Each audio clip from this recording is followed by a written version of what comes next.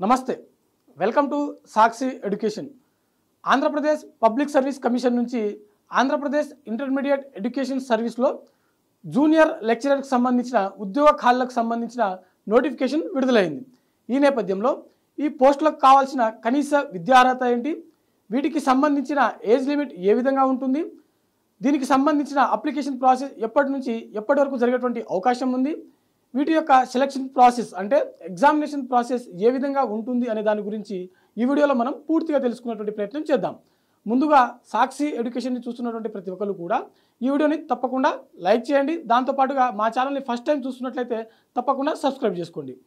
అయితే intermediate education సర్వీస్లో junior lecturer in library సైన్స్కి సంబంధించిన పోస్టులకు సంబంధించిన నోటిఫికేషన్ విడుదలైంది। ఇందులో మొత్తం 2 ఉద్యోగాలకు సంబంధించిన ఖాళీలు అయితే ఉన్నాయి।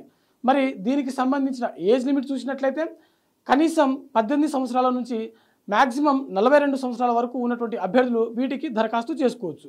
ఎస్టీ ఎస్సీ మరియు ఇతర వర్గాలకు చెందినటువంటి అభ్యర్థులకు వయో సడలింపు అనేది ఉంటుంది।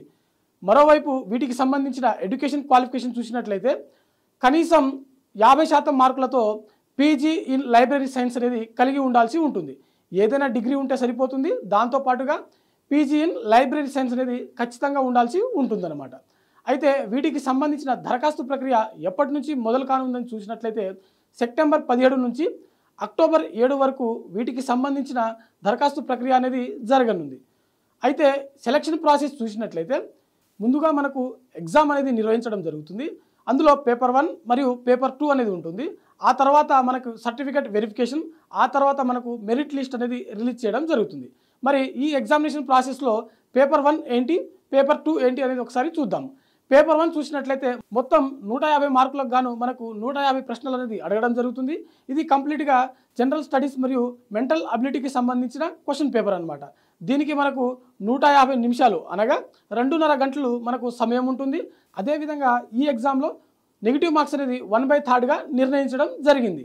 అదేవిధంగా పేపర్ 2 చూసినట్లయితే లైబ్రరీ మరియు ఇన్ఫర్మేషన్ సైన్స్ నుంచి మొత్తం 150 ప్రశ్నలకు గాను ఈ ఎగ్జామ్ అనేది నిర్వహించడం జరుగుతుంది।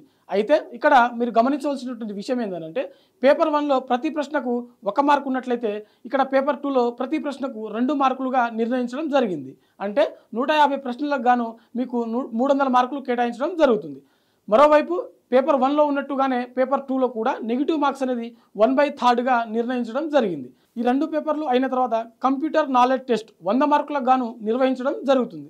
దీనికి వచ్చేసరికి 60 నిమిషాల సమయం ఉంటుంది। మరెందుకు ఆలస్యం, మీకు వీటికి సంబంధించిన ఎడ్యుకేషన్ క్వాలిఫికేషన్, ఏజ్ లిమిట్, ఇతర అర్హతలు కలిగి ఉన్నట్లయితే వెంటనే ఈ పోస్టులకు దరఖాస్తు చేసుకోండి। చూస్తూనే ఉండండి మరిన్ని జాబ్ అప్డేట్స్ కోసం సాక్షి ఎడ్యుకేషన్।